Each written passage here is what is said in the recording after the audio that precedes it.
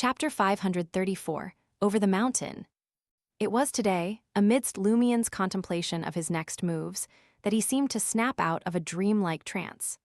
The recollection of his intention to write a letter to Madame Magician, now forgotten, hit him like a bullet. The realization was more unsettling than a battlefield injury, sending shivers down his spine and causing his hair to stand on end. Had this situation escalated, he might have perished without even realizing it. It feels like déjà vu, that's right. In Dartle, Lugano and I had unintentionally overlooked the option of escaping. We were searching for a pretext to enter the town and investigate derangement. As Lumien's thoughts raced, a sudden revelation struck him. The woman he had seen weeping on the flying bird was the source of derangement, a humanoid sealed artifact that had escaped its restraints. After leaving Dartle, she had reached Port Gatti and boarded the flying bird. Could she be instinctively influencing the minds of those around her, erasing thoughts that might pose a threat? But that would require her to monitor everyone's psychological activities at just the right time. Or, as Anthony had speculated, did she naturally implant mental cues, causing observers to overlook her existence? Even if glimpsed, the memory of her would fade later. Simultaneously, any communication with high sequence beyonder powers would be actively forgotten or abandoned. This classification wasn't determined by her, but by the individual's self. Awareness. If they believed the person to be a high-sequence beyonder, then so they were. Once she disembarked and ceased planting those natural and persistent cues, the overlooked issues could be recalled through other connections. Fortunately, the sealed artifact remained dormant on the flying bird. Otherwise, I might have lost control and transformed into a monster. Apart from me and Ludwig, she also played a part in scaring off Bone Splitter Basil. Heh, it's quite funny from the perspective of the notorious pirate. Choosing an ordinary merchant ship for plunder, Basil found himself faced with 3 escalating waves of malice upon surfacing, a hornet's nest stirred into action. In that scenario, he had no other choice but to escape. Were the strange Death Navigator fish also drawn by her presence?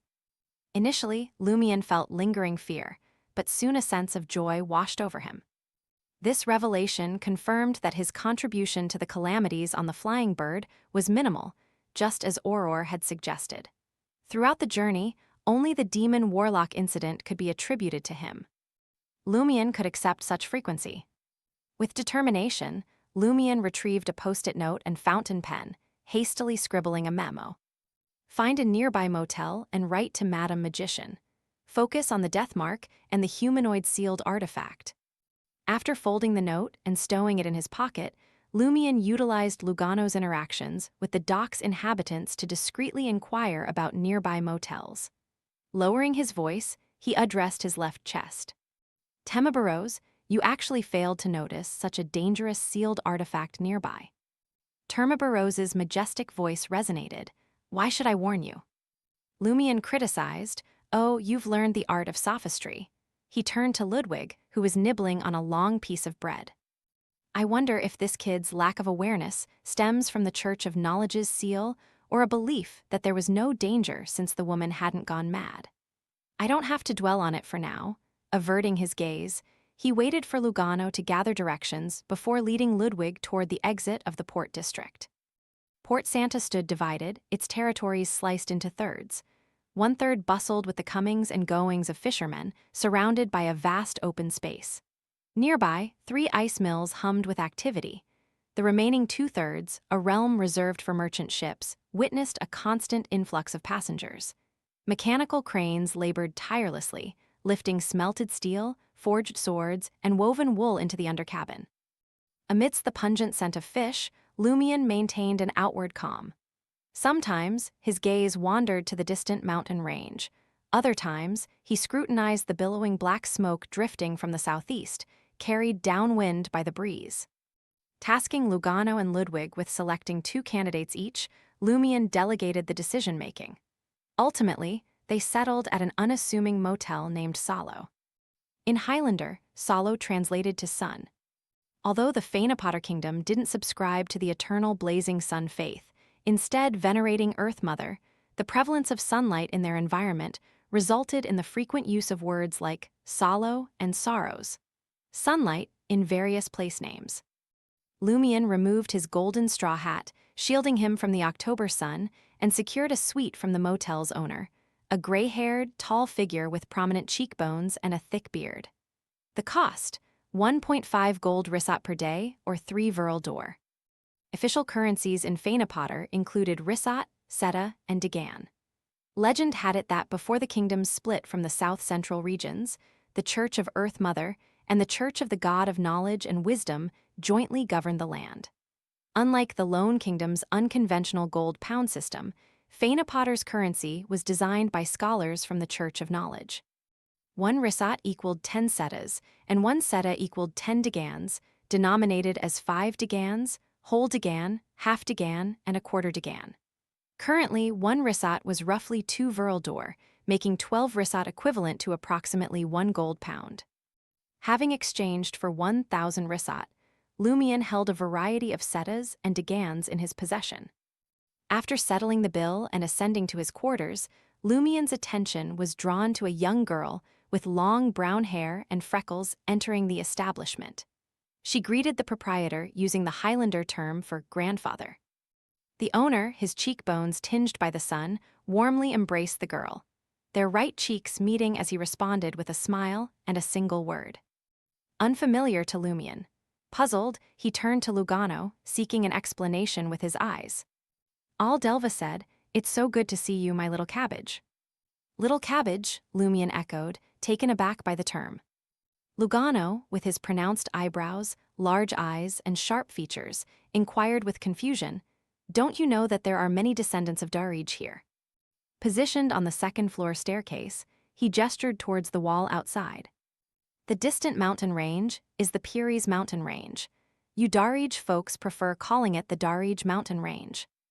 At that moment, Lumion grasped the entirety of the situation. Is this south of the Darij mountain range? Southwest, the Darij mountain range is a few hours away by train. In between, you'll find vast plains, pastures, and numerous towns and villages, Lugano clarified as he ascended the stairs.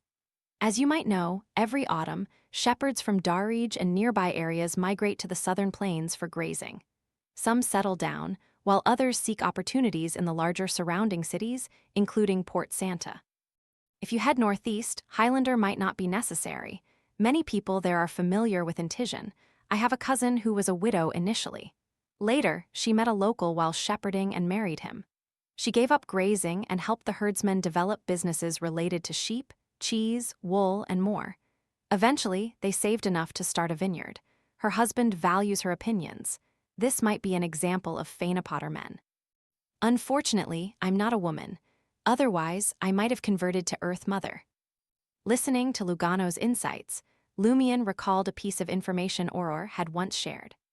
The Darij mountain range acted as a barrier against the cold winds heading south. Consequently, the Gaia province, situated south of the Darij mountain range, enjoyed abundant sunlight and warm weather. Even in winter, the plains and pastures thrived with lush grass suitable for grazing.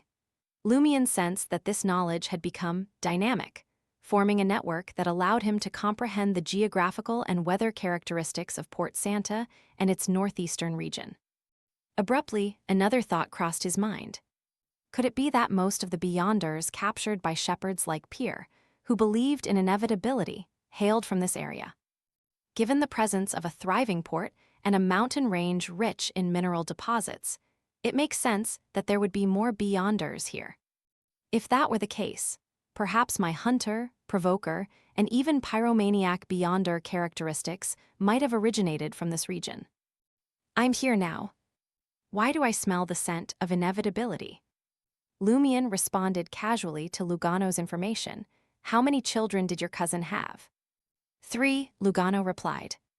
If she hadn't produced children, would her husband have been so obedient? Lumion, aware of the beliefs of Earth Mother's faith, heard about these matters with the shepherds who frequented the pastures. They held fertility and reproduction in high regard. Definitely not, Lugano affirmed without hesitation. As the conversation unfolded, the trio ascended to the 5th floor, entering a suite at the corridor's end. Lumion strolled to the balcony, casting his gaze towards the rugged mountain range in the distance. There lay a Highlander pasture in Cordu.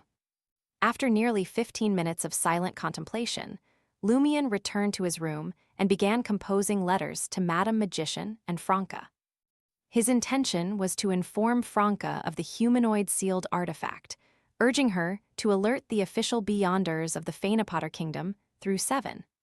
A potentially hazardous pathogen capable of madness at any moment was not fit for roaming freely outside. Wow, see, what did I say? Lumion will definitely encounter the source of derangement again, exclaimed Franca as she was about to depart with Jenna when she received the letter. They were heading to Trier's catacombs. In the preceding days, Jenna harbored a desire to revisit Crismona Night Pillar, hoping to uncover something valuable. However, she hesitated to approach recklessly, fearing it might attract the suspicion of the Demoness sect. Residing with Franca offered no guarantee of safety from their watchful eyes.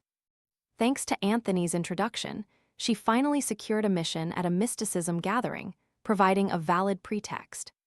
Her task involved venturing to a specific family's tomb on the catacomb's 3rd level, retrieving an antique tear catcher for her employer.